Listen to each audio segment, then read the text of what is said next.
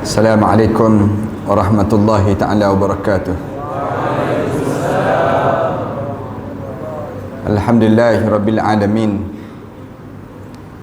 Wassalatu wassalamu ala asyrafil anbiya'i wal mursalin wa ala alihi wa sahbihi ajma'in. Subhanaka la ilma lana illa ma 'allamtana innaka antal alimul hakim.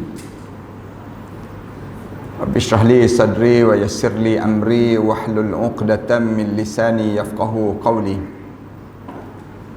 Rabbi yassir wa la tu'assir wa tammim bil khair. Qala Allah Ta'ala fi kitabil aziz ba'da a'udzu billahi minasyaitonir rajim. Bismillahirrahmanirrahim. Rijalun la tulhihim tijaratun wa la bay'un an dzikrillah wa iqamis salati wa ita'iz zakah yakhafuna yawman tataqallabu fihi al-qulub wal absar. Lelaki ataupun orang mukmin yang baik itu sebut hidup mereka dalam keadaan mereka tidak dilekakan dalam hidup mereka terhadap jual beli, jual dan juga pembelian ataupun kehidupan dengan perniagaan daripada menyakiti Allah, an zikrillah wa iqamis salah, mereka sentiasa mendirikan sembahyang, wa ita'iz zakah, mereka sentiasa menunaikan zakat. Yakhafuna yawman tataqallabu fihi al-qulubi wal absar. Yang lebih penting lagi pada mereka ni, mereka takut pada hari di mana berbolak-baliknya pandangan mata mereka dan juga yang berbolak-baliknya hati-hati mereka dan pandangan mereka sewaktu mana di akhirat Allah Subhanahu wa taala nanti. Surah An-Nur ayat yang ke-37. Yang dihormati pengerusi dan ahliatan kuasa surau, Imam, sahabat anak Ustaz Amir dan juga seluruh para asatizah, para alim ulama, anak-anak yang dikasihi sekalian. Pertamanya syukur pada Allah kerana pada malam Jumaat yang berkat ini Allah memberi peluang untuk kita sama-sama berada dalam satu majlis yang kita namakan majlis ilmu. Majlis ilmu ini majlis yang walaupun kita nama berbeza-beza, namalah dengan nama yang disebut dengan nama kuliah maghrib ataupun ceramah perdana ataupun nama forum dan seumpamanya, hakikatnya satu saja. Tujuannya untuk kita kembali ingat kepada Allah Subhanahu wa taala. Ini asas. Majlis yang seumpama sebegini menjadi satu tanggungjawab dalam kehidupan kita tatkala mana kita menjadi seorang mukmin. Kita menjadi seorang muslim, kita diajar supaya sentiasa belajar dan belajar. Belajar ini bukan hanya sekadar dalam kelas ataupun di pusat-pusat latihan tertentu saja, tidak. Tapi belajar orang Islam ni, majlis yang disebut dengan zikr, majlis zikir ataupun majlis mengingati Allah. Kalau kita baca dalam hadis-hadis Rasulullah sallallahu alaihi wasallam, majlis sebegini akan datang para malaikat, akan duduk bersama dengan kita. Mereka akan baca doa untuk diri kita. Doa sampai di mana kita bangun daripada meninggalkan majlis ilmu. Rasulullah sentiasa pesan pada setiap di kalangan kita, iza marartum fi raudatin min riyadil jannah. Kalau sekiranya kamu berjalan di antara taman pada taman-taman syurga, kamu berjalan kemudian kamu tengok ada taman-taman syurga, lalu Rasulullah pesan terus, farta' biha, kamu duduklah dalam taman-taman syurga tersebut. Lalu sahabat-sahabat tanya Rasulullah, Apa dia taman syurga tu ya Rasulullah? Ada ke atas dunia ni taman syurga ya Rasulullah? Rasulullah sebut majalisil ilm, majlis ilmu, kata Rasulullah. Majlis ilmu ni dipanggil taman pada taman-taman syurga. Di saat mana kita ingat dalam hidup kita, kita berebut, orang kita berebut. Kalau pergi ke Mekah, Madinah, dia akan berebut di antara raudah, di antara orang kita berebut. Ataupun berebut duduk di multazam. Multazam pun mereka berebut juga. Kerana ruang tersebut ruang mustajabnya doa. Raudah sama juga. Kalau kita pergi ke Madinah, orang akan berebut berada di raudah. Anak-anak sekalian yang ada peluang nanti pergi ke buat umrah, kalian akan disebut tempat yang paling mustajab doa, mesti direbut. Itu yang disebut dengan raudah. Raudah ni di antara taman pada taman-taman syurga. Rasulullah sebut, kalau kamu nak tengok suasana dalam syurga di dunia ini, kamu tengoklah di raudah. Rasulullah sebut demikian. Raudah tu di antara taman pada taman-taman yang Allah akan tak sama juga dalam syurga nanti. Kemudian itu tempat yang direbut di Mekah ataupun di Madinah. Demikian juga dalam hidup kita. Dalam hidup kita ni, bila kita di luar daripada Mekah, Madinah, Allah buat majlis ilmu. Majlis zikir merupakan tempat yang mesti direbut dalam kehidupan kita. Sebab tu beza di antara orang yang duduk depan dengan orang yang duduk di belakang. Lebih-lebih lagi yang bersandar. Beza di sudut pahala yang Allah jadikan. Semua pakat tak nak bersandar lah. Okay.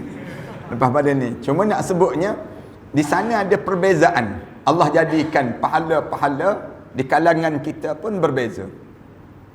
Kenapa saya mulakan mukaddimah ini dengan cerita yang sebegini? Sebab saya nak sebut bahawa kita kena nampak dalam hidup kita ni, jangan kita nampak perjalanan hidup ini untuk dunia saja, jangan. Kita kena faham beza ya kita dengan orang yang tak beriman pada Allah. Orang yang beriman pada Allah, dia nampak perjalanan hidup ini, dunia ini bukan tempat kejaran, bukan mengejar dunia. Tetapi kita, bila kita sebut kita orang yang beriman pada Allah, mesti kita nampak kejaran kita ialah akhirat Allah. Akhirat Allah ni merupakan kejaran yang mesti dikejar dalam kehidupan kita. Lebih-lebih lagi lah, saat mana kita tak terkejar pada akhirat ini bila di masa remaja. Di masa remaja, biasanya orang sibuk kejar pada dunia. Orang tak kejar pada akhirat. Dia akan jadi masa ni, masa yang dalam hadis Rasulullah cerita, asyababu syu'batun minal junun. Remaja satu juzuk daripada juzuk-juzuk kegilaan. Juzuk kegilaan ini, masa remaja lah. Masa di umur kalian ini. Masa ni kita dalam keadaan kebingungan.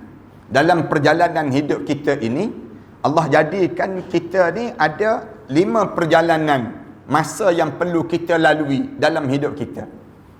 Sebelum daripada saya nak sebut tentang masa depan kita ini, perjalanan kita sebagai manusia ini, Allah jadikan pada kita untuk hidup di 5 alam. 5 alam yang perlu kita hidup. Alam yang pertama dipanggil alam kandungan ibu. Alam tu alam yang pertama pernah kita hidup sebelum daripada ini kan.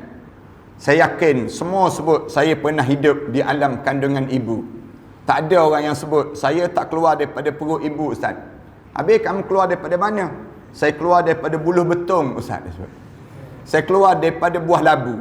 Tak mungkin demikian. Kita pernah hidup satu ketika dahulu kan. Dalam perjalanan hidup kita ini, kita hidup di alam kandungan ibu. Alam tu telah berakhir. Sonok ke dalam kandungan ibu? Sonok. Siapa yang tak sonok dalam perut ibu? Makan free, berjalan tak kena tambang, duduk dalam aircon 24 jam, tak kena fikir minyak naik tak naik, dia panggil macam. Dalam kandungan ibu kan, sonok kita dalam kandungan ibu. Apa yang tak sonok? Paling sonok. Tapi sampai satu masa Allah paksa kita keluar daripada kandungan ibu. Wallahu akhrajakum min butuni ummahatikum la ta'lamuna syai'a. Dan aku, yakni Allah. Allah sebut terus, yang keluarkan kamu daripada perut ibu kamu. Dalam keadaan la ta'lamuna syai'a. Dalam keadaan kamu tak tahu apa-apa kan. Waktu mana kamu keluar dahulu, kamu reti ke? Kamu keluar daripada perut ibu kamu tersebut. Kamu tak reti apa pun dalam hidup kamu. Kamu tak faham apa pun waktu mana kamu keluar ke atas muka bumi ini. Kita hidup dalam kandungan ibu seronok, tapi Allah paksa kita keluar. Keluar kita di atas muka bumi ini. Bukan mana-mana doktor yang mengeluarkan kita. Bukan mana-mana nurse yang mengeluarkan kita. Bukan mana-mana bidan yang mengeluarkan kita. Allah sebut, aku, wallahu akhrajakum. Dan aku, yakni Allah, yang mengeluarkan kamu. Daripada mana? Min butuni ummahatikum. Daripada perut ibu kamu. Allah sebut demikian. Bukti Allah keluarkan kita daripada perut ibu kita. Berapa ramai orang yang melahirkan anak dalam bas? Berapa ramai orang melahirkan anak dalam tandas? Berapa ramai orang melahirkan anak dalam keadaan tak bersedia pun? Nurse sebut pada dia kan, tahan kak, tahan. Jangan beranak, jangan beranak air. Doktor tak ada ni, doktor tak ada. Dia pun tahan. Berbung keluar juga. Siapa yang keluarkan kita? Allah. Allah yang keluarkan kita. Allah mula ajar pada diri kita. Ni konsep hidup. Kamu kena faham, ni perjalanan hidup. Kemudian kita hidup di alam yang kedua. Alam kedua ni dipanggil alam fana. Alam yang hancur. Kullu man 'alaiha fan. Semua yang ada atas dunia ni akan hancur. Wa yabqa wajhu rabbika dzil jalali wal ikram. Yang kekal ialah Allah, yang mempunyai ketinggian dan kemuliaan. Mula kita kena pasak dalam pemikiran kita, aku ni akan hancur. Bukti kita akan hancur, kita boleh tengok berapa ramai dah yang telah hancur. Bagaimana hebatnya Qarun, hancur. Bagaimana hebatnya Fir'aun, hancur. Bagaimana hebatnya yang disebut dengan apa, Kamal Ataturk, hancur. Segala manusia yang dia rasa hebat, semua hancur. Yang kekal, Allah. Bukti hancur, kita sedang melalui proses kehancuran. Ini proses sedang menghadapi hancuran. Tengok baju kita, tak sama dah dengan baju waktu mana kita kanak-kanak dahulu. Baju kanak-kanak dahulu boleh buat sapu tangan dah sekarang. Waktu mana kita hidup sekarang ni, tak sama dah. Kita tengok kulit kita semakin tegang-tegang. Lama-lama jadi semakin kedut. Puas pakai lotion anti kedutan. Kedut juga dia. Nak sebutnya, makan pil anti penuaan. Tua juga dia. Nak sebutnya ni proses yang Allah nak jadikan kehancuran. Proses. Start daripada mula lahir daripada perut ibu kita, Allah mula perangkapkan 99 perangkap kematian. 99 ni kita kena lalui. Rasulullah sebut, start daripada kamu lahir saja, Allah mula siapkan 99 perangkap kematian. Ada orang sampai 67 mati dia. Ada orang yang kena perangkap yang ke-27 mati dah awal lagi. Ada orang yang boleh lepas perangkap kematian. Berapa kali dah kita nak kena langgar kepada kereta.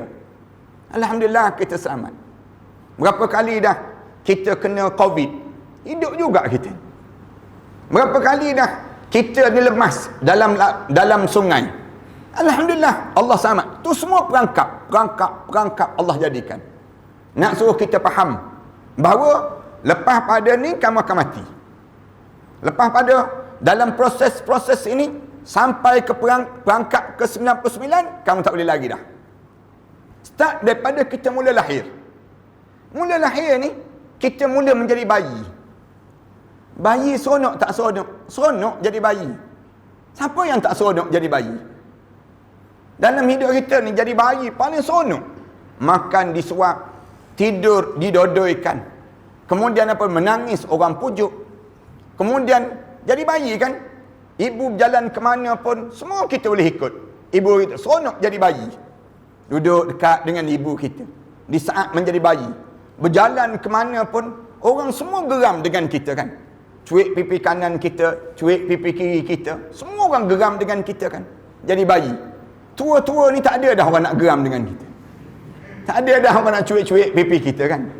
Orang tengok muka kita pun menyampah dah aku tengok. Nak sebutnya Seronok di zaman bayi. Zaman menjadi bayi, seronok. Tapi sekejap je. Berapa lama jadi bayi? 2 tahun. 2 tahun dia jadi bayi. Lepas tu Allah proseskan kita menjadi kanak-kanak. Mula kita menjadi kanak-kanak. Saat daripada umur 2 tahun sampai pada umur 9 tahun menjadi kanak-kanak. Kanak-kanak zaman yang paling indah dalam hidup. Zaman penuh kegembiraan masa tersebut. Berlari, kita tak pernah pening kepala. Zaman kanak-kanak kan, tidur di mana saja pun. Orang tak marah pada kita. Suka kita menjadi zaman kanak-kanak. Tapi sekejap saja. Sampai usia 9 tahun, Allah paksa kita menjadi remaja. Didewasakan, mula kita diremajakan dalam hidup. Untuk mula akal baligh dalam hidup seseorang. Mula kita jadi akal baligh. Saat mula akal baligh, remaja ni, kita mula jadi akal baligh dalam hidup kita. Seronok ke saat tersebut? Seronok. Zaman memulakan akal baligh dalam kehidupan kita. Tapi masa tersebut, Allah mula menjadikan kebingungan perjalanan hidup. Nak pergi ke mana dalam hidup ini? Sebab itu Allah taklif lah. Allah tanggungkan kita dengan tanggungjawab. Dia panggil taklif. Taklif start daripada akal baligh. Wa hadainahun najdain. Kami mula tunjuk pada kamu 2 jalan. 2 jalan terus. Tapi masa tersebut masa bingung. Masa yang kita nak pergi ke mana? Syurga ke nak pergi ke neraka? Zaman itu zaman keremajaan. Zaman remaja ni zaman yang penuh dengan kebingungan. Kita jadi teragak-agak. Fa'alhamaha fujurha wa taqwaha. Aku ilhamkan pada kamu 2 jalan dalam hidup kamu. Seketika kita nak jadi baik. Seketika kita jadi jahat dalam hidup kita. Ni zaman kebingungan. Zaman kegilaan. Remaja-remaja kan, nak tahu kita gila tak gila saat remaja, cuba tengok gambar kita muda-muda dulu. Zaman remaja dulu kan, tengok gambar kita zaman kita remaja tu, kita mesti jaling kepala. Muka siapalah macam ni. Kenapalah rambut macam ni? Kenapalah pakaian seluar macam ni? Kita jadi, kenapalah aku jadi macam ni? Kan boleh kan kita main penyapu kan, pusing-pusing penyapu tu kan. Nak sebutnya, zaman bingung kan dalam hidup. Remaja-remaja, kita boleh berlari di atas patas padi. Tak takut langsung.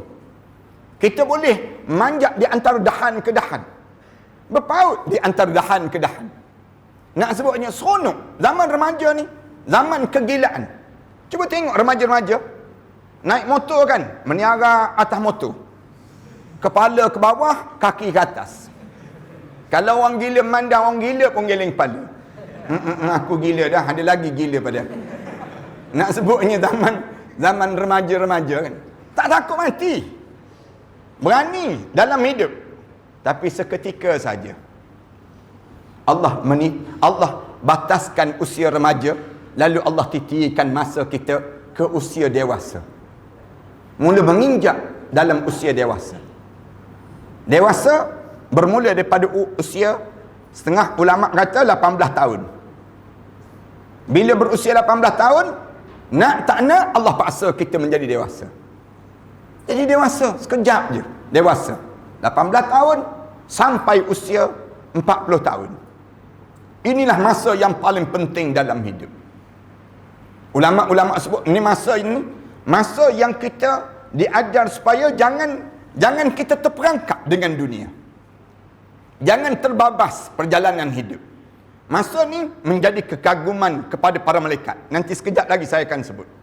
Di antara masa remaja dan masa dewasa, masa ni di antara masa-masa yang penting dalam hidup. Sehingga kan malaikat kagum. Kalian datang ke masjid ni, kalian boleh istiqamah 5 waktu datang sembahyang berjemaah. Sampai Rasulullah kata, bersaksilah dia di antara ahli syurga Allah yang sedang bergerak di atas muka bumi. Kerana saat tersebut saat yang tak mudah. Mana mudah? Orang tua yang datang masjid biasa je sebab dia dah tua. Tapi kalau orang muda yang datang masjid, malaikat jadi kagum. Hebat kamu. Di saat mana dunia yang sedang menarik kamu, tiba-tiba kamu boleh istiqamah dengan Islam. Hebat kamu.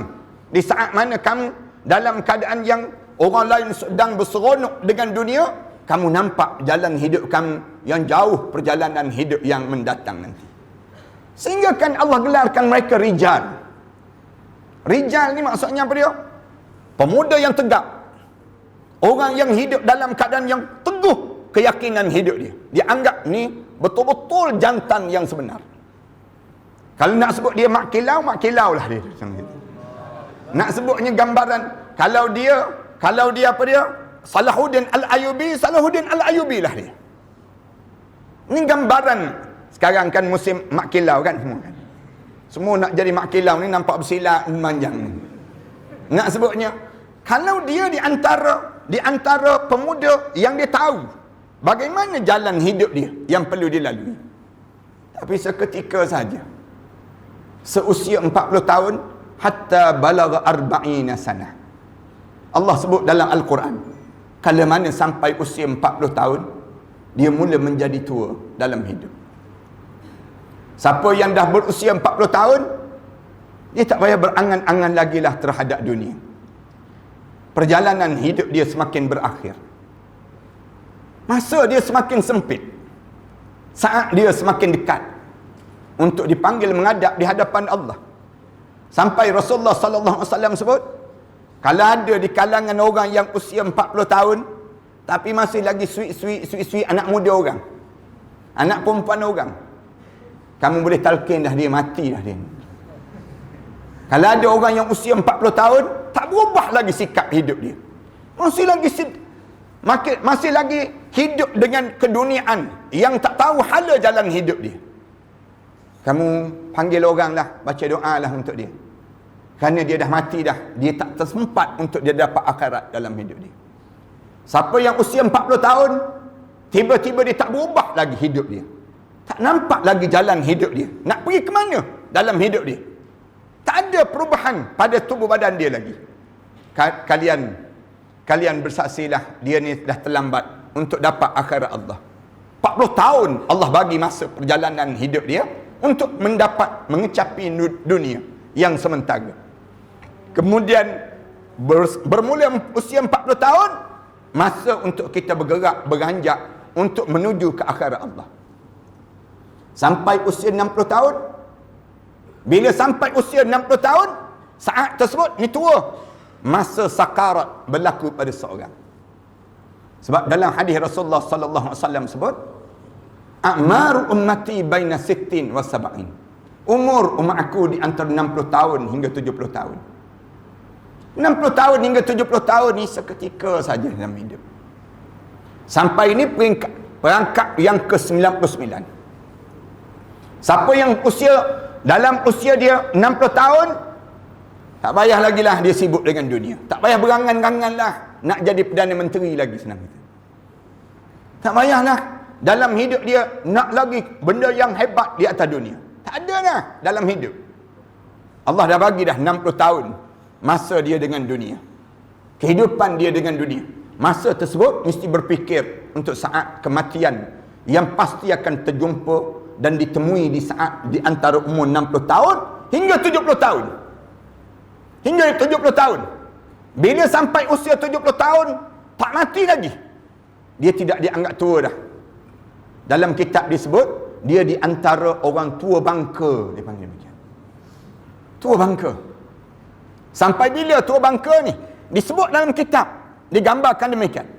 Sampailah dia menghadap di hadapan Allah. Setakat ini tak ada lagi umat Nabi Muhammad sallallahu alaihi wasallam ini umurnya panjang sampai 150 tahun, tak ada lagi. Tak ada lagi setakat ini bagi umur umat Nabi Muhammad sallallahu alaihi wasallam. Menandakan masa akan berpindah daripada alam dunia kepada alam yang ketiga yang besar dalam hidup, yang disebut dengan alam barzah. Hidup ke tak hidup lepas pada kita mati? Hidup. Orang mukmin dia diajar supaya jangan kamu takut terhadap mati, tapi kamu kena takut bagaimana nak hidup lepas pada mati. Ini satu cara yang mesti dipikirkan dalam pemikiran kita. Jangan jadi macam orang kafir. Orang kafir Dia cukup takut kalau cerita tentang mati. Orang munafik takut terhadap mati. Orang cerita orang munafik, kalau tuan-tuan nak tahu dia tu, kita dia munafik ke tak munafik, di antara ciri dia takut terhadap mati. Kerana orang munafik dia tahu, bila berakhir saja hidup atas dunia, berakhirlah nikmat. Habis nikmat. Orang kafir demikian juga. Dunia ni sijnul lil mu'min wa jannatul lil kafir. Dunia ni penjara bagi orang mukmin dan syurga bagi orang kafir. Mati, habis ha? Bermula azab dalam hidup mereka, kesengsaraan. Orang mukmin tak. Orang mukmin dia diajar supaya fikir, aku mesti hidup malam pertama di barzah. Aku mesti, bagaimana wanginya kubur saat mana malam pertama kita di barzah. Macam mana kita nak buat? Saat mana orang dah mula tinggal jenazah kita dalam kubur, tiba-tiba saat mana orang tinggal jenazah kita dalam kubur, dah tutup dah liang lahat kita, kemudian kita nampak dah hujung kaki kita, berdiri dua orang malaikat muka dan nakir, warna hitam kebiru-biruan, kemudian tiba-tiba keluar ular sebesar tengkuk unta, warna hitam, dalam keadaan muncung dia keluar api. Rasulullah sebut mula membelit kaki kita, bunyi kak patah tulang-tulang kita. Macam mana kita nak buat saat demikian? Pernah terbayang tak dalam kepala kita, macam mana nak buat? Dah sebulan dah dalam kubur, dah sebulan tak mandi, sebulan tak dapat makanan, sebulan yang mengerikan perjalanan kita di alam barzah. Macam mana kita nak buat? Rumput dah mula tumbuh dah di antara kubur. Sesi soal jawab belum selesai lagi. Malaikat sedang sibuk lagi bertanya. Tanya, man rabbuka? Ulang. Man rabbuka? Ma rabbuka? Ulang. Bunyi ni digerham. Kak, tak boleh jawab. Bunyi gerham. Nak jawab tak boleh jawab. Nak jawab tak boleh jawab. Tiba-tiba kom dalam kubur. Bayang tak? Dalam hidup kita, macam mana kita nak lalui dah setahun, 2 tahun, nama kita tak disebut lagi dah di atas dunia. Akaun Facebook kita pun lama dah orang tak pandang. TikTok kita pun orang tak tengok dah. Kerana kita dah mati dah di saat tersebut. Kita dah berada di alam barzah. Macam mana kita nak buat roh kita melonjak naik ke atas, bukan menjunam turun ke bawah. Ni orang mukmin. Orang mukmin dia akan mula berfikiran, macam mana aku nak buat? Bila bangun di padang mahsyar, di alam yang keempat, perjalanan hidup. Bangun saja di padang mahsyar, bangun di padang mahsyar, sibuk tanya orang, man ba'atsana min marqadina? Siapa yang bangunkan kita daripada tempat tidur kita semalam? Elok kita sebut dia ulang, siapa yang bangunkan kita ni? Bangun ni, sedang sapu ni pasir-pasir yang melekat tubuh badan ni, sambil buang-buang, sibuk tanya orang, man ba'atsana min marqadina? Siapa yang bangunkan kita daripada tempat tidur kita semalam? Lalu kedengaran jawapan, hadza ma wa'ada ar-rahman. Inilah yang dijanjikan oleh Allah yang bersifat ar-Rahman. Wa sadaqal mursalun. Benarlah rasul-rasul dahulu. Kita teringat balik ni, program malam ni mesti kalian akan kenang balik. Oh, dulu pernah dengar ceramah Ustaz Ahmad Dasuki. Dia pernah cerita ni, yang kita bangun, kita bangkit balik. Bangun di padang mahsyar. Dalam keadaan bangun di padang mahsyar, dengar suara gelap pekat, tak ada langit, tak ada bumbung lagi, berjalan di atas tanah yang warna putih ke kuning-kuningan, macam kulit roti tu. Tanah berjalan nak menuju pada mahsyar. Dengar suara Nabi Muhammad sallallahu alaihi wasallam memanggil-manggil nama seorang. Nama kita tak dipanggil. Nama kita tak dipanggil dalam bilion manusia. Haus dahaga yang amat sangat. Di saat mana kita dalam keadaan kebingungan, naknya dekat. Macam mana kita nak dekat dengan Nabi Muhammad saat tersebut? Tiba-tiba melayang suratan amalan manusia di padang mahsyar Allah. Kemudian dalam keadaan melayang suratan amalan manusia, yang herannya tangan kiri kita sedang tergedik-gedik naik. Gerak-gerak tangan kiri. Macam mana kita nak jatuhkan tangan kiri agar tangan kanan kita ni naik? Tangan kita boleh capai, pegang amalan, suratan amalan kita. Kemudian kita berlari keriangan, nak bagi tahu pada orang ramai. Macam mana sekarang untuk kita nak lalui saat tersebut? Melalui titian sirat yang Rasulullah sebut, Rasulullah gambarkan paling cepat di kalangan umat Rasulullah selama lebih kurang 75,000 tahun. Yang paling cepat amalan biasa yang lalu, selain daripada yang melintas titian sirat, selaju kilat, selaju kuda yang ditunggang. Dalam hadis-hadis Rasulullah cerita yang lain, dengan sehalus selai rambut di belah 7. Selai rambut di belah 7. Kemudian bukan jalan straight, tajam lagi, lebih tajam daripada mata pedang. Kemudian dalam keadaan bengkok, bunyi gauman api neraka kat bawah. Sedang menyambar iza ulqu fiha, ketika mana tercampak dalam neraka. Iza ulqu fiha sami'u laha, kedengaran bagaimana neraka ni syahiqan wahya tafur. Neraka tu mengaum, menyambar manusia saat tersebut dalam keadaan memekik, tafur, takadu tamayyazu minal ghais, hampir pecah neraka tersebut kerana bunyi nak jatuhnya manusia tersebut. Tergulung-gulung daripada atas tu, nak jatuh ke bawah selama lebih kurang 100,000 tahun di dasar api neraka Allah Subhanahu Wa Taala. Disebut dalam hadis yang berbeza-beza cerita tentang suasana demikian. Macam mana nak lepas titian sirat? Boleh sampai lepas, boleh berada depan pintu syurga dahulu, tak apa dah. Jangan jadi Al-A'raf yang sedang menunggu di atas titian, di atas tempat yang tinggi tersebut, memanggil-manggil orang melalui yang nak masuk dalam syurga Allah. Dan jangan jadi orang yang masuk dalam neraka, jangan. Biar kita di antara orang yang laju, masuk terus dalam syurga, berada di antara tingkat yang ke-99 dalam syurga Allah, bersimpuh di sisi Nabi Muhammad sallallahu alaihi wasallam, mencium jari jemari Rasulullah, mengucup dahi Rasulullah, memeluk tubuh badan Rasulullah, meletakkan kepala kita yang indah ini di atas ribaan Nabi Muhammad sallallahu alaihi wasallam. Anak-anak sekalian, kalau kalian sentiasa membayangkan suasana ini, kalian di antara hati-hati yang disebut dalam hadis Rasulullah, hati mu'allaqun, yang hati yang terikat bil masajid, yang dekat dengan Allah, hati yang sentiasa dalam hidup dia sentiasa terkenang-kenang bagaimana keadaan yang akan dilalui, yang akan datang. Saat ini perlu para hadirin sekalian, anak-anak sekalian, kalian perlu. Macam mana kalian perlu untuk ke sana nanti?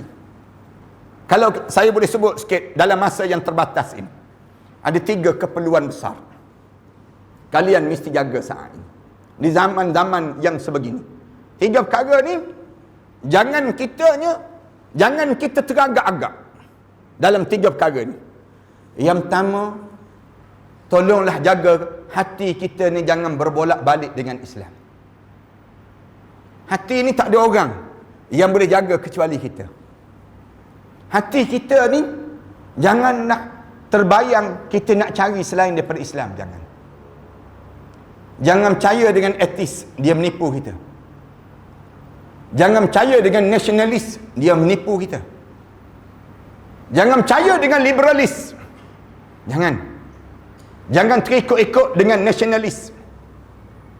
Jangan kita terlibat sama dengan mereka tersebut. Semua tu menipu kita dan tak mampu menolong kita dalam kubur.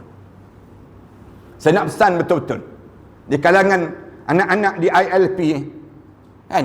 ILP ke apa ni? Betul. ILP KL ni, nak sebutnya, jangan ada di kalangan kita teragak-agak dengan Islam. Pergi percaya dengan komunis. Pergi percaya dengan etis, liberalis. Semua izam-izam yang menipu kita ini sendiri. Hidup kita hanya dengan Islam. Wala tamutunna illa wa antum muslimun.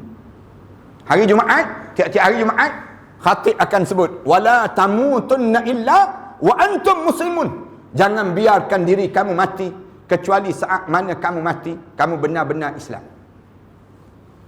Jangan kita diteragak-agak dengan Islam tu. Jangan. Betul ke Islam ni? Betul ke ustaz ni sebut ni? Betul ke yang ni? Jangan teragak-agak. Orang kita tak percaya dengan Islam. Percaya maksudnya keyakinan. Tanamkan keyakinan. Ni dipanggil akidah. Akidah yang salimah, yang mesti bersih daripada unsur-unsur lain. Hadir usrah, duduk dalam halaqah majlis ilmu. Kalau kalian tak hadir usrah, kalian tak hadir yang disebut dengan majlis-majlis ilmu, halaqah perbincangan para alim ulama, hati kalian akan goyang. Hati kita ni berbolak-balik. Rasulullah sebut lebih laju daripada air yang menggelegak. Lebih laju daripada air menggelegak. Hari ni kalian boleh tengok orang-orang yang barak di kalangan kalian, yang baik-baik di kalangan kalian. Besok lusa kalian akan jumpa orang tersebut telah berubah dalam hidup dia. Kalian boleh berjumpa demikian. Zaman kita, boleh bayangkan penyanyi-penyanyi, artis-artis yang teruk-teruk dahulu berubah menjadi soleh sekarang. Allah ubah hati mereka. Dulu kan, Bok Lokman, kita buat contoh. Nama dikenali dengan Isabella. Boleh berubah menjadi orang soleh sekarang. Menjadi ustaz-ustaz. Kita banyak baca, kita dengar sejarah-sejarah, saya tak nak sebut seorang-seorang lah, artis yang berubah jadi ustaz dan ustazah. Ustaz-ustazah berubah jadi artis pula sekarang. Berubah juga kan dalam hidup. Dulu tak pandai menyanyi, sekarang menyanyi. Dulu tak pandai nak berjoget, sekarang berjoget. Dulu tak reti nak bertempur tampar di antara lelaki dan perempuan, sekarang boleh bertempur tampar di antara lelaki dan perempuan. Ya muqallibal qulub, kita sebut wahai Tuhan yang membalik-balikkan hati manusia. Sabbit qalbi ala dinika wa ala ta'atika. Tolong tetapkanlah hati saya ya Allah di atas agama kamu. Dan juga saya sentiasa mentaati yang disuruh oleh kamu dalam hidup kami. Subhanaka inni kuntu minaz zalimin. Maha suci kamu ya Allah, kami sentiasa buat khianat pada diri kami sendiri. Ini yang pertama saya nak sebut. Kalau anak-anak sekalian tanya, Ustaz, macam mana supaya hati saya teguh dengan Islam, Ustaz? Baca doa tadi. Rasulullah ajar baca doa. Kemudian duduk dengan para alim ulama. Jangan jauh dengan alim ulama. Sentiasa banyakkan perbincangan dengan alim ulama. Kalau tak boleh berjumpa dengan orang alim ulama, cari sahabat-sahabat yang saleh. Jangan duduk dengan sahabat-sahabat yang taleh. Kalau kita duduk dengan orang yang taleh, yang jahat, sekejap lagi kita akan jadi jahat. Terkesan dalam hidup. Kita duduk dengan orang yang menguap, kejap lagi kita menguap.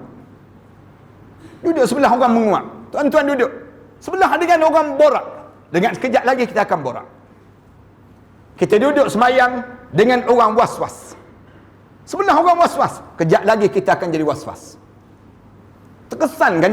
Kejap je terkesan dalam hidup. Demikian dalam hidup kita. Duduklah dengan orang-orang yang soleh.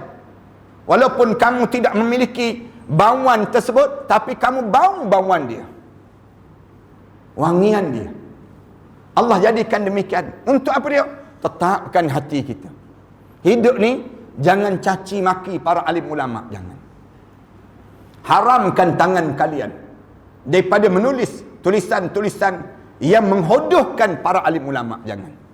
Lebih-lebih lagilah Nabi, menghina Nabi dan sebagainya. Kalau alim ulama kamu hodohkan, nandakan kamu sikit lagi kamu akan hodohkan Nabi, dan kamu akan menyalahkan Allah dalam kehidupan kamu. Dia akan terkesan dalam hidup kita. Jangan dekat dengan mereka demikian. Berusaha pada diri kita ni untuk menjadi orang yang saleh. Jangan kita malu dan jangan kita segan. Jangan kita sebut, saya tak belajar agama Ustaz, saya tak sekolah agama dahulu. Jangan. Bahkan kita sebut, Alhamdulillah saya ada agama dalam hidup saya.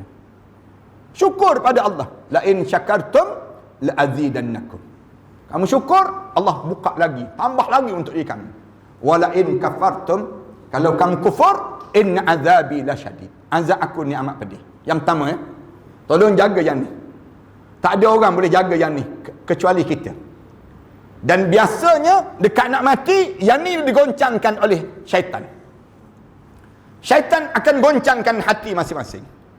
Dekat nak meninggal dunia, syaitan menyamar menjadi arwah mak kita, menyamar menjadi arwah ayah kita, sebiji muka arwah ayah kita. Dia sebut, anakku, jangan mati dalam Islam, matilah bersama dengan abah. Abah mati dalam Yahudi. Kalau kamu nak selamat, kamu mati dalam Yahudi. Ni Rasulullah cerita ni. Dalam hadis Rasulullah sebut demikian. Bila kita dekat nak meninggal dunia, bila kita cuba mengucap, payah nak mengucap ni, nak mengucap, syaitan menyamar menjadi arwah ibu kita pula. Tengah roh sedang naik ni, sedang naik ni, syaitan sebut, relax bro, relax. Bertenang bro, tak mati lagi bro. Tak mati lagi. Baru kat bawah baru ni. Roh baru sampai di lutut baru.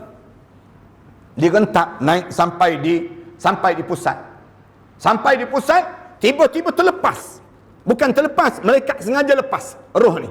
Malaikat sengaja lepas roh ni. Roh ni turun sikit. Sedang turun ke bawah. Syaitan sebut, aku dah katakan tak mati kan? Aku dah sebut tadi kan tak mati. Kamu rasa kan tak mati ni? Tak mati ni. Turun kembali ni. Allah ubahkan masa menjadi masa sakarat ini menjadi panjang bagi seorang. Dia jadi macam mimpi. Tapi dia bukan bermimpi. Macam kita tidur malam. Allah jadikan tidur malam. Kita rasa round dunia. Kita merata kita pergi. Baru tidur satu malam. Di sudut logik, tak logik. Kita boleh round seluruh dunia. Tapi Allah jadikan demikian. Dekat nak meninggal dunia, Allah ubah masa sakarat. Inna sakaratun azim. Sakarat ini satu benda yang menggemparkan dalam hidup kami. Di antara peluru yang ditembak nak sampai pada jasad ini, saat tersebut Allah jadikan panjang masa yang gangguan ini terjadi. Allah jadikan sakarat. Tak ada seorang pun terlepas sakarat kecuali orang mati syahid. Orang mati syahid dia tak ada sakarat. Nabi melalui sakarat. Nak sebutnya kelebihan orang mati syahid. Allah jadikan orang mati syahid tak ada sakarat. Kemudian waktu mana kena ganggu, arwah ibu ni datang. Goyang buah dada ni. Anakku, jangan mati dalam Islam. Mati bersama dengan ummi. Mati bersama dengan mama. Mama mati dalam Kristian. Kalau kamu nak selamat, dada ini pernah menyusukan kamu. Waktu mana kamu kecil-kecil dahulu. Jangan mati dalam Islam. Mati bersama dengan mama. Mati bersama dengan ummi. Mati bersama dengan mami. Mati dalam keadaan kamu Kristian. Bukan mati dalam Islam. Tapi tuan-tuan percayalah, syaitan kucai ni tuan-tuan. Syaitan dikucai ni senang itu. Syaitan di Kuala Lumpur ni, senang bahasanya, dia tak akan sebut mati dalam Yahudi. Tuan-tuan, kejap lagi tuan-tuan tak akan dengar suara Yahudi, tak dengar. Matilah kalian dalam Yahudi, tak. Dia akan sebut, anakku, matilah kalian dalam Islam liberal, disebutkan. Matilah kalian dalam Islam nasionalis. Matilah kalian dalam Islam sekularis. Kita dengar Islam juga ni, mati je lah, kita sebutkan. Padahal Allah dah pesan, wa la tamutunna illa wa antum muslimun. Jangan biarkan diri kamu mati kecuali kamu mesti mati dalam Islam. Saya harap kalau ada ustaz-ustaz yang ada kat sini ni, pakat-pakat ajarlah anak-anak ni tentang kepahaman ideologi-ideologi yang merosakkan akidah di kalangan kita. Semua ideologi yang dicipta oleh manusia ni, semuanya boleh merosakkan akidah manusia. Keyakinan hidup kita dengan Islam. Sampai kita percaya pada liberalis tersebut, menjadikan agama ni jadi sama saja di kalangan kita. Ini bahaya di kalangan kita. Ideologi ni ideologi bahaya. Yang tak sepatutnya dianuti di kalangan kita. Liberalis, nasionalis, sekularis, ism yang mengoncangkan keyakinan hidup. Jangan. Al-Islam wal Islam. Islam ni Islam. Jangan campur aduk di antara Islam dengan pahaman-pahaman yang dicipta oleh manusia ini sendiri. Ini bahaya dalam hidup seorang. Yang pertama. Yang kedua, tanggungjawab kita yang mesti kita jaga ialah jaganya ibadah pada Allah. Ibadah kena jaga para hadirin sekalian. Ibadah apa yang kena jaga sangat? Solat. Solat jangan main-main. Jangan tertinggal walaupun satu rakaat. Tak adalah Allah paling marah siapa yang meninggalkan solat. Sehingga kan Allah sediakan neraka khusus bagi orang yang meninggalkan solat. Dosa lain Allah marah juga, tapi Allah tak ada sedia neraka khusus. Zina Allah larang, memang dilarang. Berjudi dilarang, tapi neraka cara umum disebut demikian.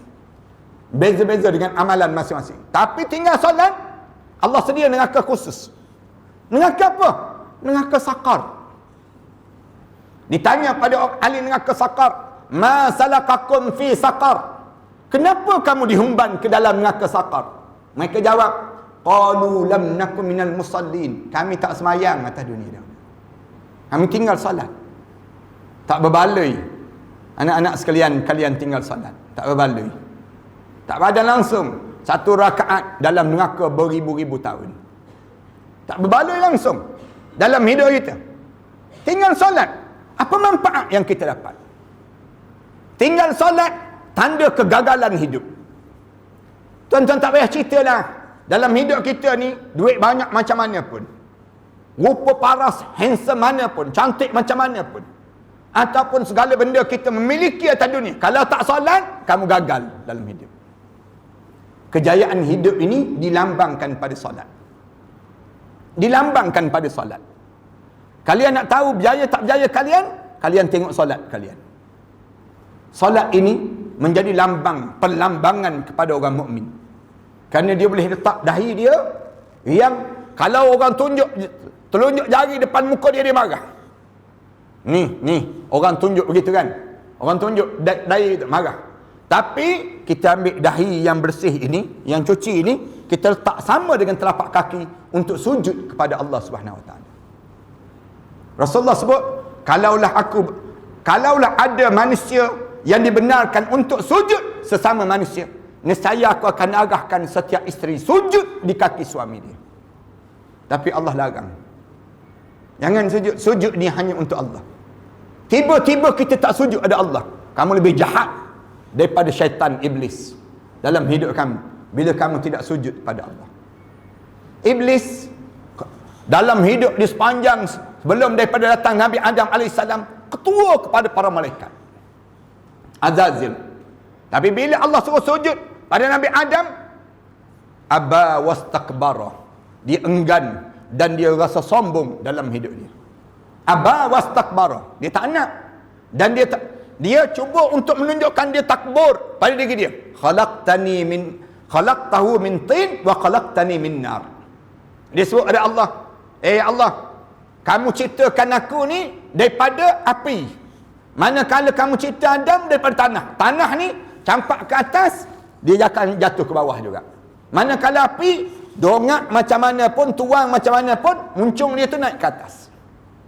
Gaya dia berfikir, cara bagaimana iblis ini berfikir. Bila manusia tak nak sujud, sama dengan iblis, lebih teruk daripada iblis. Sampai di akhirat Allah Subhanahu, iblis ni akan membebaskan diri dia daripada manusia.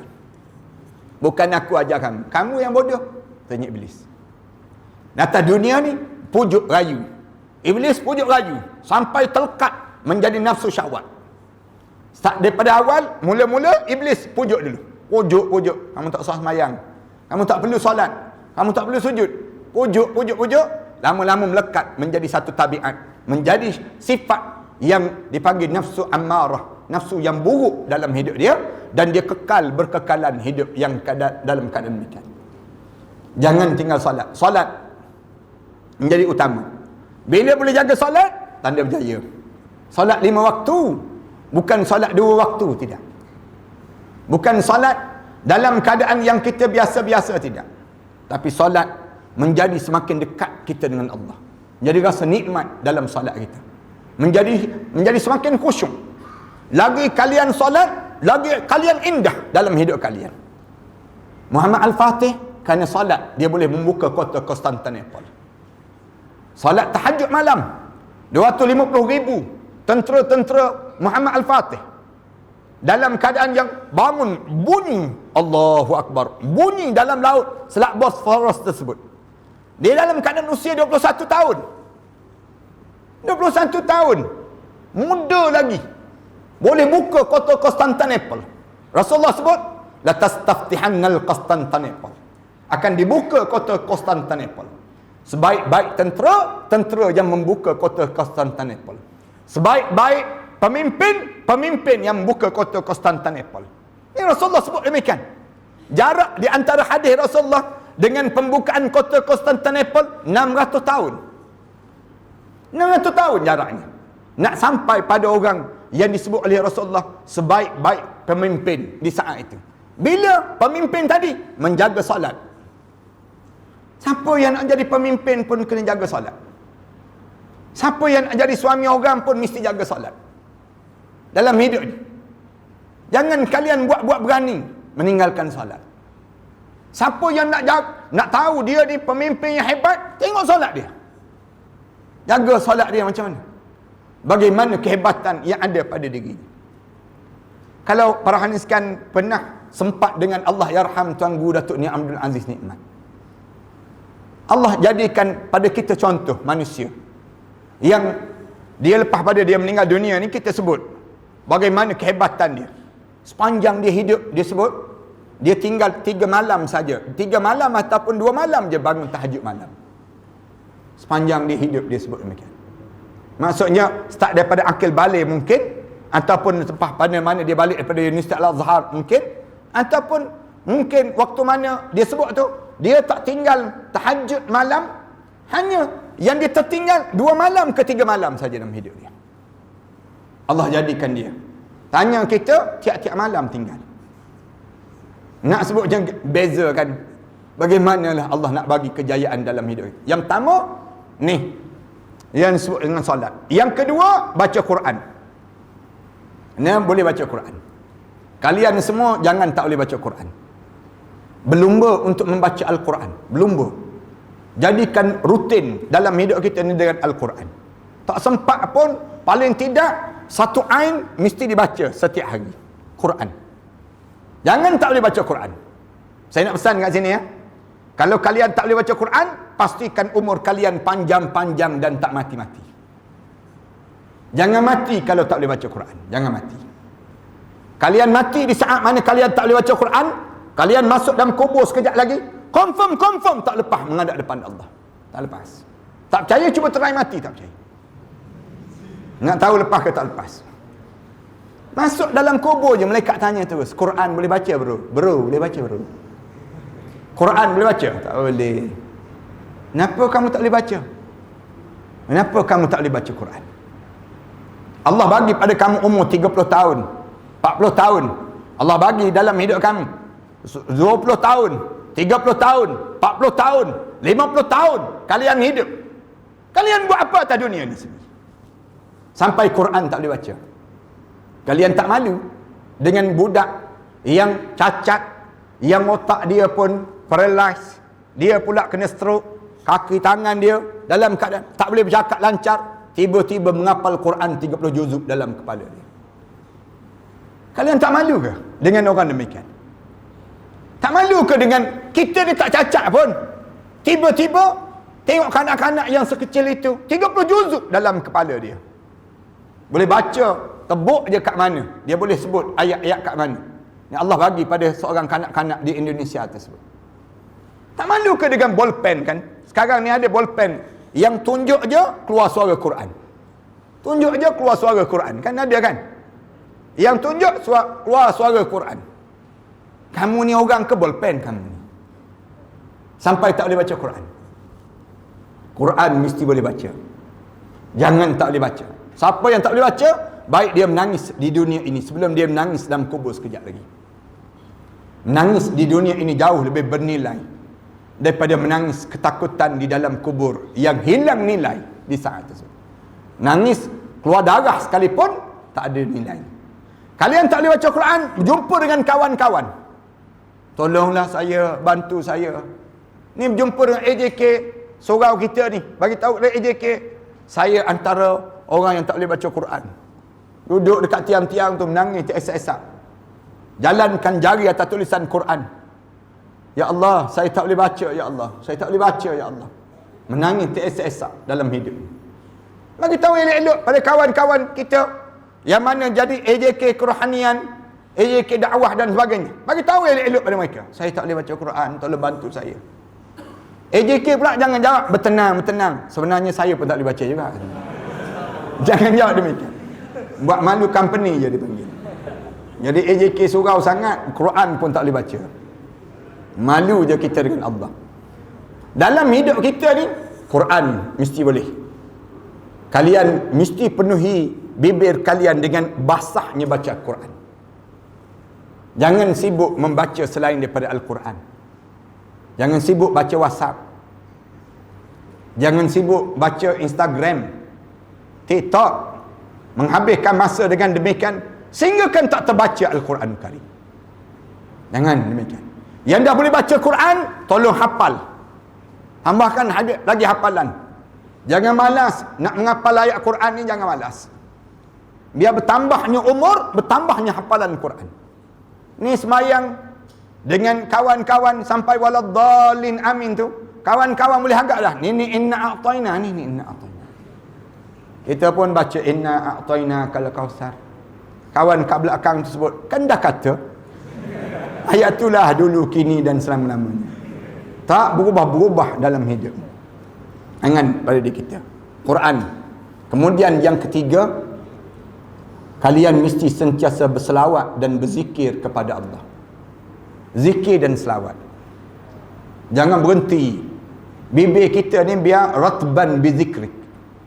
Sentiasa basah, rasa nikmat dengan zikir.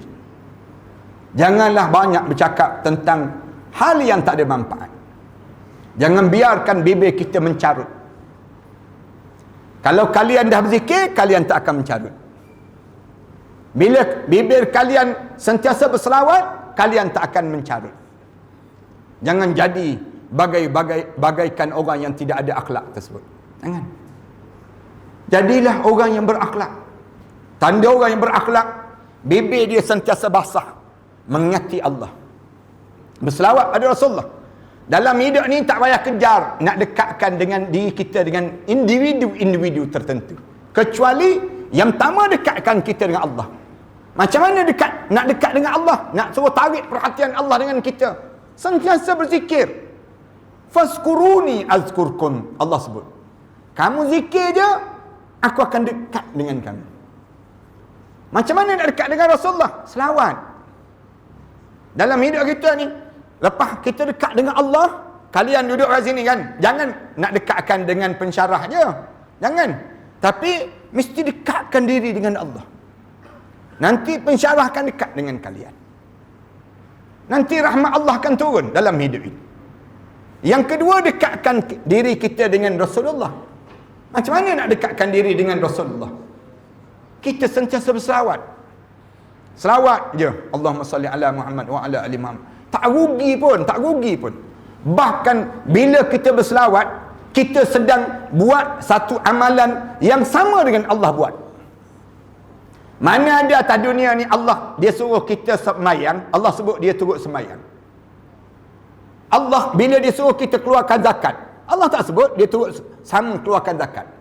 Tapi bila Allah suruh kita berselawat, Allah sebut innallaha wa malaikatahu yusalluna 'alan nabi. Sungguhnya Allah, malaikat sentiasa berselawat ke atas Nabi. Ya ayyuhallazina amanu sallu alaihi wa sallimu taslima. Selawat biar banyak. Sehari paling tidak di bibir kita ni sebanyak lebih kurang 1000 kali sehari kita berselawat. Abu Hurairah radhiyallahu anhu, dia tidak akan tidur selagi mana dia tak habiskan selawat pada Rasulullah sebanyak 70,000 kali sehari. Abu Hurairah radhiyallahu anhu. Kalian nak mimpi jumpa dengan Rasulullah, kalian berselawat banyak-banyak. Siapa yang mimpi berjumpa dengan Rasulullah dalam tidur dia, man ra'ani fil manam faqad ra'ani. Rasulullah sebut, Siapa yang dia tidur, dia mimpi, dia berjumpa dengan aku, sungguhnya dia telah berjumpa dengan aku. Kerana syaitan tak boleh menyamar menjadi wajah Rasulullah. Menyamar terbakar. Sama ada kita nak tahu macam mana ni Rasulullah. Sama ada orang bagi tahu tu Rasulullah, ataupun Rasulullah mengaku saya Rasulullah dalam mimpi kita. Itulah kita berjumpa dengan Rasulullah. Dan ada seorang makcik yang datang berjumpa dengan seorang ulama, mengadu pada alim ulama tu, menangis esak-esak. Alim ulama tu tanya, kenapa makcik? Dah 3 malam saya tidur tak bermimpi berjumpa dengan Rasulullah. Terkejut ulama sebut, 3 malam? 3 malam makcik berjumpa ke 3 malam tak berjumpa? Tanya alim ulama tersebut. Katanya makcik sebut, dah 3 malam saya tak bermimpi berjumpa dengan Rasulullah. Maknanya tiap-tiap malam sebelum daripada ni makcik berjumpa dengan Rasulullah. Ya, kata makcik sebut, malam-malam yang dihiasi dengan masa yang indah, tidur mimpi berjumpa dengan Rasulullah. Bagaimana makcik lakukan? Lalu makcik tersebut tak berhenti selawat pada Rasulullah. Ada satu peristiwa yang berlaku di mana ada seorang lelaki ni, para hadis sekarang nak sebut bagaimana hebatnya selawat. Saya nak sebut demikian. Dia berhutang dengan ramai orang. Yang ni kita jangan buatlah. Tapi perangai dia nya, bila dia berhutang dengan orang tersebut, orang ni sentiasa desak dia, bayarlah hutang. Akhirnya dia berjumpa dengan seorang kaya. Orang kaya, pedagang ini, dia sebut, boleh tak saya berhutang dengan kamu seorang saja? Saya nak bayar semua hutang-hutang yang lain ini dengan duit kamu. Kamu bagi pada saya bayar semua hutang ni. Kemudian saya hanya tinggal seorang saja saya berhutang. Orang kaya yang soleh tadi, dia kata, berapa lama kamu nak? Saya nak bagi peluang pada saya selama 6 bulan saya akan bayar balik hutang. 6 bulan saya akan bayar balik. Lalu dia pun bagi dengan jumlah yang besar itu, dia bagi. Kemudian lepas pada 6 bulan, orang kaya ni tuntut dengan dia, bagi balik pada saya yang telah kamu janjikan tadi. Lalu pemuda tersebut bagi tahu, dia kata, saya tak boleh bayar. Kalau begitu saya bagi lagi peluang. Berapa bulan kamu perlu? Dia sebut 3 bulan lagi. 3 bulan lagi. Lalu dia kata, ya tak apa, saya bagi 3 bulan lagi. Sampai masa dia minta tuntut lagi. Mana? Tak boleh bayar lagi. Tak boleh bayar. Akhirnya dia bagi. Sakit hati orang kaya tadi. Orang kaya tu dakwa dia di mahkamah. Bawa dia pegang pergi ke mahkamah. Wahai Tuan Hakim, tolong jatuhkan hukuman untuk pemuda ini. Dia berjanji nak bayar berulang kali. Saya minta supaya dia bayar, dia tak boleh bayar. Tolong penjarakan dia. Hakim jatuh penjara terus. Saya jatuhkan hukuman penjara. Mengaku, ia mengaku. Katanya pemuda sebut, Tuan Hakim, boleh tak saya minta sehari lagi masa untuk saya bayar, besok saya datang bayar kepada hamba Allah ini. Tuan Hakim tu tanya, kamu berpuluh bulan kamu tak boleh bayar, kamu nak minta sehari lagi untuk kamu bayar, mana mungkin kamu boleh bayar? Tak, dia sebut, kalau saya tak boleh bayar, saya bukan umat Rasulullah. Saya bukan umat Rasulullah. Sebut saja begitu, hakim terduduk. Kenapa kamu sebut nama Rasulullah? Saya bagi jaminan dengan nama Rasulullah, saya akan bayar besok. Dia sebut demikian. Hakim lepaskan dia. Ya, kalau begitu, kamu besok kamu mesti bawa duit, kamu mesti bayar pada hamba Allah ini. Dia balik. Dia cerita pada isteri dia, sepatutnya abang dalam penjara dah hari ni, tapi abang berjanji dan abang nak bayar besok. Dia sebut, bila abang nak bayar besok, kalau abang tak boleh bayar juga besok, maka abang akan dipenjara. Isteri tanya, apa jaminan abang? Abang jaminkan pada hakim tadi, kalau abang tak boleh bayar, maka niscaya abang bukan umat Rasulullah sallallahu alaihi wasallam. Dia sebut ada pada isteri dia. Isteri dia sebut, kalau begitu mari kita selawat pada Rasulullah. Selawat pada Rasulullah. Dia selawat sampai dua-dua orang ni tertidur. Malam tersebut Rasulullah hadir dalam mimpinya. Rasulullah datang dalam mimpi dia. Rasulullah tegur dia, kenapa nama aku dipergunakan oleh kamu? Ya Rasulullah, dia sebut, Rasulullah, ya Rasulullah, aku sentiasa hidup berselawat pada kamu ya Rasulullah. Lalu aku nak bayar hutang, aku tak boleh bayar hutang ya Rasulullah. Rasulullah kata, kalau begitu besok kamu pergi berjumpa dengan seorang bekas gubernur di hujung kota ni. Bagi tahu pada dia cerita tentang kamu, bagi tahu pada dia, aku Muhammad Rasulullah mengarahkan dia bagi pinjam pada kamu untuk bayar hutang yang disebut dengan hamba Allah tadi. Apa jaminan? Ya Rasulullah, dia tanya. Kalau orang tu tak percaya, bekas gubernur tu tak percaya, nak buat macam mana? Bagi tahu pada dia, bagi tahu pada gubernur tersebut. Malam dia tidur, biasanya hidup dia selawat sebanyak 10,000 kali sehari. Dia tidur malam ni tak cukup 10,000 kali, 9,000 lebih dia tertidur. Dia tertidur. Keesokan hari dia terjaga. Jaga, dia pun terus pergi rumah gubernur tersebut, bekas gubernur tersebut. Bagi tahu pada bekas gubernur ini. Dia bagi tahu pada bekas gubernur. Dia kata, Tuan, Rasulullah kirim salam pada Tuan. Syukur gubernur tu. Waalaikumsalam. Macam mana Rasulullah boleh kirim salam pada saya? Saya mimpi semalam. Rasulullah bagi tahu. Rasulullah suruh bagi tahu pada kamu yang Rasulullah kirim salam pada kamu. Suka dia. Macam mana Rasulullah boleh kenal aku? Dan dia sebut, dia kata bukan Rasulullah suruh kirim salam saja. Bahkan Rasulullah suruh kamu bayar, tolong bagi duit pada aku untuk aku bayar hutang pada hamba Allah. Apa jaminan? Apa jaminan? Orang kaya tersebut tanya pada dia. Gubernur ni tanya, apa jaminan? Dia pun jawab, jaminannya di mana semalam kamu tidur semalam, Rasulullah bagi tahu pada aku bahawa biasa kamu hidup berselawat pada Rasulullah sebanyak 10,000 kali sehari. Semalam kamu tertidur dalam keadaan tak cukup 10,000 kali, tiba-tiba kamu tertidur. Betul tak betul? Menangis teresak-esak hamba Allah sebut. Allah, Rasulullah tahu aku berselawat. Dia ambil uncang duit ni, dia bagi. Aku bagi kerana kamu mimpi aku berjumpa dengan Rasul. Kamu berjumpa dengan Rasulullah tentang dia aku. Bagi saja. Dia pun ambil duit tersebut, berlari berkejaran pergi ke mahkamah. Tuan Hakim, dia sebut, tengok ni, saya bawa duit. Saya nak bayar sekarang hutang hamba Allah tadi. Tuan Hakim yang duduk atas tempat hakim tadi, turun peluk dia. Demi Allah, kerana kamu, aku mimpi berjumpa dengan Rasulullah semalam. Aku mimpi berjumpa dengan Rasulullah. Rasulullah suruh lepaskan kamu. Rasulullah suruh lepaskan kamu. Hakim ni mimpi. Dan hakim tu ambil duit, bagi pada dia. Ambil duit ni, pergi bayar hutang pada hamba Allah tadi. Kemudian dia berlari, bawa duit yang banyak tadi untuk nak bayar hutang ni. Berjumpa dengan orang yang kaya yang pernah bagi pinjam pada dia. Dia bagi salam, orang kaya tu keluar, peluk dia.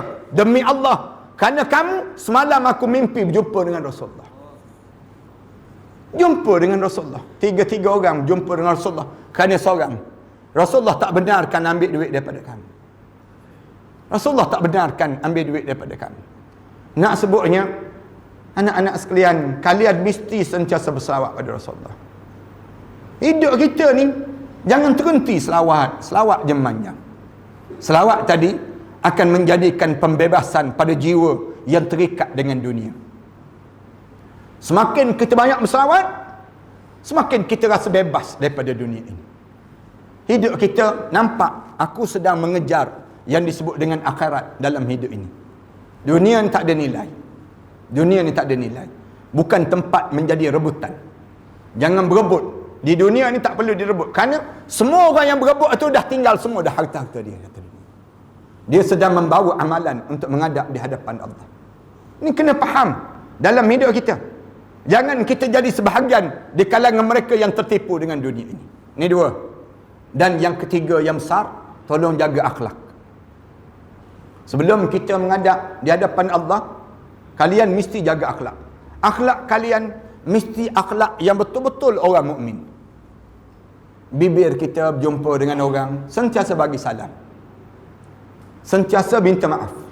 Lazimkan diri kita minta maaf. Akhlak yang besar, anak-anak lelaki, kalian jaga akhlak kalian dengan yang disebut dengan ibu dan ayah kalian. Kalian kena jaga akhlak kalian. Jangan cakap kasar dengan mak ayah. Jangan tengking kata-kata ibu kita. Kata-kata ayah kita jangan. Wala taqul lahum uffin. wala tanharhuma wa qul lahumā qawlan karīmā. Kalian jaga dengan ibu dan ayah. Kalian jaga hubungan kalian dengan Allah. Kalian jaga hubungan kalian dengan ibu dan ayah. Kalian akan jumpa jodoh-jodoh yang baik dalam hidup. Ini kelebihan dalam hidup. Jangan cari jodoh dalam TikTok saja, jangan. Jangan cari jodoh kita di tepi jalan, bukan demikian. Cari jodoh kita dengan pembinaan diri masing-masing. Akhlak kalian mesti akhlak yang salimah, yang bersih. Akhlak kita ni akhlak yang tersusun. Jaga betul-betul. Allah dah janji dah. At-tayyibatu lit-tayyibin, al-khabisatu lil-khabisin. Yang jahat Allah sediakan dengan yang jahat. Yang baik Allah sediakan dengan yang baik. Bila kita nak jodoh yang baik, maka kita mesti jaga peribadi kita yang baik. Peribadi kita ni. Sebab apa saya sebut demikian? Kalian dapat rumah tangga nanti, kalian jangan jadi orang yang bertengkar dan berterusan menjadi kehancuran dalam kekeluargaan. Bina keluarga artinya membina generasi ke syurga. Bila kita bina keluarga kita, jangan pandang untuk dunia saja, jangan. Tetapi kita kena bina keluarga kita untuk sampai ke sana nanti bersama dengan keluarga kita. Satu, mulut kita tiap kali mana kita solat, mulut kita sebut ihdinas siratal mustaqim. Tunjukkan kami jalan yang lurus, ya Allah. Jalan yang lurus ni dapat daripada mana? Akhlak kita yang baik, akhlak kita yang terbaik, bibir kita yang terbaik, tulisan kita yang terbaik, kemudian sopan santun hidup kita dengan yang tersusun ini. Kalian akan jumpa keluarga yang penuh dengan sakinah dalam kekeluargaan kalian. Allah akan bagi jodoh-jodoh yang baik dalam hidup. Demikian juga anak-anak perempuan. Bagi tahu pada anak-anak perempuan di kalangan kita, pada pelajar-pelajar perempuan kalau ada dan sebagainya yang belum jumpa jodoh, jodoh kalian yang baik bila kalian jaga akhlak. Orang tanya kan, macam mana nak jumpa jodoh dalam hidup ni? Salah satu, akhlak. Akhlak ni menarik peribadi seorang tersebut, menarik kepada yang baik, akan jumpa dengan yang baik. Dan kalau kita hidup dalam keadaan yang kita buruk akhlak kita, maka sukar untuk mendapat jodoh yang baik. Kalian akan sesak sepanjang perjalanan hidup. Bila kalian dapat keluarga yang bahagia, kalian mendapat syurga di atas dunia. Syurga tu berada di atas dunia lagi. Belum lagi kita masuk dalam kubur, kita dah mengecapi nikmat syurga dalam kekeluargaan kita. Lepas pada itu, dengan adanya keluarga yang baik ini, tanggungjawab kita yang besar lagi membina negara ini menjadi baldatun tayyibatun wa rabbun ghafur. Membina negara ini menjadi negara yang baldatun tayyibah, bumi yang penuh dengan kebaikan dan keampunan Allah mencurah-curah turun pada kita. Saat mana kita diuji dengan ujian-ujian yang berterusan berpanjangan ini, kerana kering dan gersangnya akhlak di kalangan kita, peribadi yang buruk di kalangan kita ini menyebabkan turun ujian-ujian yang berpanjangan di kalangan kita saat ini. Saya rasa sekadar inilah, sejam setengah dah saya bercakap ni. Para hadirin sekalian, saya tengok dah betul tulang belakang 7 kali dah. Jadi mudah-mudahan pertemuan malam ini paling tidak ada beberapa kali dah cubaan-cubaan sahabat-sahabat yang jemput saya datang ke sini. Malam ni saya rasa bahagia sangat boleh bercakap dengan anak-anak. Mudah-mudahan semua yang hadir malam ni di kalangan ahli syurga Allah SWT. Kalian semua berjanji dengan saya, janji kita dengan Allah, yang kita mesti dapatkan syurga Allah dalam hidup kita. Jangan bazirkan peluang Allah bagi hidup ini sehingga kan kita terhumban ke dalam neraka Allah. Jangan demikian. Hidup ini bukan untuk neraka, hidup ini untuk ke syurga. Bila kita hidup untuk ke syurga, mesti berusaha. Jangan terpesona dengan dunia. Dunia ni kita akan tinggalkan dia. Tetapi yang wajib, kita kena pergi ke akhirat nanti. Yang pastinya kita mesti buat bekalan, persiapan untuk ke sana nanti. Ini kena faham dalam hidup kita supaya kita tak terjebak dengan kepahaman anasir-anasir yang merosakkan kita. Mereka tunjulkan contoh-contoh model-model, ikon-ikon yang tak sepatutnya diikuti di kalangan kita. Tapi kita mesti ada ikon kita sendiri. Kita mesti ada contoh yang tersendiri. Contoh-contoh kita para alim ulama. para asatizah yang baik, yang saleh di kalangan kita ni. Yang ni insya-Allah kita akan bersama nanti di akhirat nanti. Terima kasih sekali lagi. Sebelum kita baca doa lah sikit sebelum kita tutup ni, mudah-mudahan doa kita diaminkan oleh malaikat Allah dan Allah masukkan kita di kalangan hamba Allah yang saleh. Mudah-mudahan Allah jadikan kebaikan. Mari kita sama doa. Mudah-mudahan Allah lembutkan hati kita. A'udzubillahi minasyaitonirrajim. Bismillahirrahmanirrahim. Alhamdulillahirabbil alamin. Wassalatu wassalamu ala asyrafil anbiya'i wal mursalin wa ala alihi wa sahbihi ajma'in. Allahumma ighfir dhunubana wa liwalidina warhamhuma kama rabbayna shaghira wa li jami'il muslimina wal muslimat wal mu'minina wal mu'minat al ahya'i minhum wal amwat. Ya Allah, ya Tuhan kami, di malam penghulu Sayyidul Ayyam ini, saat di kalangan kami berkumpul dalam rumah kamu ini, ya Allah, kami datang dengan dosa-dosa yang banyak, ya Allah. Dosa besar dan dosa kecil yang kami lakukan di dunia ini, ya Allah. Dosa mata kami, dosa tangan kami, dosa mulut kami, dosa hati kami dan dosa kaki kami. Segala dosa yang kami lakukan ini, kami hanya mengharapkan keampunan daripada kamu, ya Allah. Kamu ampun dan kamu hapuskan dosa ini. Saat mana kami keluar daripada rumah kamu ini, ya Allah, tiada lagi dosa yang melilit tubuh badan kami ini, ya Allah. Ya Allah, ya Tuhan kami, tunjukkanlah jalan hidup kami ini, ya Allah, dengan petunjuk yang sempurna daripada kamu, ya Allah. Bimbingkanlah kehidupan kami ini, ya Allah. Kamu mudahkanlah pengajian kami, ya Allah. Kamu sayangilah diri kami ini, ya Allah, sehingga kan kami menjadi hamba kepada hamba-hamba kamu yang saleh, ya Allah. Ya Allah, kamu angkatkan kedudukan kami di sisi kamu, ya Allah. Kamu pilihlah kami di kalangan hamba kamu yang diberi rezeki yang tidak melampau pada kami pula, ya Allah. Kamu kurniakan pada kami kejayaan dalam hidup kami dengan amalan-amalan yang kami kerjakan ini, ya Allah. Kami mengakui, ya Allah, kami pernah berbuat dosa meninggalkan solat, ya Allah. Kami pernah membuka aurat, ya Allah. Kami pernah melakukan maksiat pada kamu, ya Allah. Semua itu disebabkan kejahilan kami, ya Allah. Semua itu disebabkan kehidupan kami yang begitu songsang, ya Allah. Hari ini kami menadah tangan pada kamu, ya Allah, agar kamu rahmatilah perjalanan hidup kami ini, ya Allah. Kamu ampunkan dosa kami yang lalu, ya Allah. Kamu tunjukkanlah perjalanan hidup kami yang masa yang akan datang nanti, ya Allah. Ya Allah, ya Tuhan kami, ampunkan dosa kami terhadap kedua ibu bapa kami, ya Allah. Dosa kami pada guru-guru kami, ya Allah. Dosa-dosa kami dengan sahabat handai kami, ya Allah.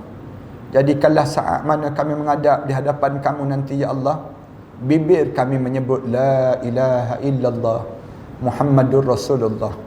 Izinkan bibir kami mengulangi kata itu sehingga berakhirnya ruh kami keluar daripada jasad kami, ya Allah. Saat mana kami terbujur kaku nanti, ya Allah, kamu ampunkanlah dosa kami, ya Allah. Saat mana kami mula disolat, dimandikan jenazah kami nanti, ya Allah, kamu gugurkanlah dosa kami dengan guguran air merenjis badan kami itu, ya Allah. Saat mana mula kami dikapankan nanti, ya Allah, kamu putihkanlah amalan kami lebih putih daripada kain kapan yang balut jasad kami itu, ya Allah. Saat mana kami mula diusung untuk disolatkan nanti, ya Allah, kamu pilihlah keluarga kami yang paling soleh yang akan mengimamkan solat jenazah kami nanti, ya Allah, yang akan mengusung jenazah kami, ya Allah. Pilihlah sahabat-sahabat kami yang soleh ini, ya Allah, akan mengiringi perjalanan kami ke barzah nanti, ya Allah. Kalau mana diturunkan jenazah kami ke barzah nanti, ya Allah, kamu ampunkan dosa kami, ya Allah. Belah kasihanlah pada kami saat itu, ya Allah. Wangikanlah kubur kami, ya Allah. Jadikanlah kubur kami di antara taman, pada taman-taman syurga, ya Allah. Saat mana jenazah kami, kubur kami, liang lahat kami mula ditutup, ya Allah, kedengaran tanah-tanah yang turun itu, ya Allah, kamu rahmatilah kami di saat itu, ya Allah. Kamu bantukanlah bibir kami untuk menyebut dengan kalimah yang sabit, yang tetap, ya Allah. Jauhkanlah bibir kami teragak-agak dan ketakutan di saat itu, ya Allah. Jadikanlah saat tersebut, ya Allah, saat yang mudah untuk kami menjawab pertanyaan malaikat munkar dan nakir itu, ya Allah. Ya Allah, ya Tuhan kami, ya Allah, ya Tuhan kami, di kala mana sunyinya kubur kami nanti, ya Allah, jangan kamu sunyikan daripada doa-doa sahabat-sahabat kami yang soleh, ya Allah. Jangan kamu putuskan amalan kami ya Allah dengan amalan soleh yang kami lakukan di dunia ini ya Allah. Ya Allah ya Tuhan kami, di malam pertama kami di barzah nanti ya Allah, kamu ketemukanlah kami dengan arwah ayah kami ya Allah, arwah datuk nenek moyang kami ya Allah, arwah-arwah di kalangan anak-anak kami, pasangan hidup kami, adik-beradik kami yang telah meninggal dunia di Illiyin ya Allah. Saat menghampiri penghujung tahun ini ya Allah, saat sebegini ya Allah, kerinduan itu sering kali bertandang dalam hidup kami ya Allah. Rindu saat kami tertidur di atas ribaan arwah ya kami dahulu ya Allah. Rindu saat tangannya menyuap ke bibir kami dahulu ya Allah. Rindu ya Allah saat mana kami bercerita dan kehidupan perjalanan hidup kami di dadanya dahulu ya Allah. Rindu ya Allah saat tangannya mengusap-ngusap kepala kami ya Allah, didoakan kami ya Allah. Rindu ya Allah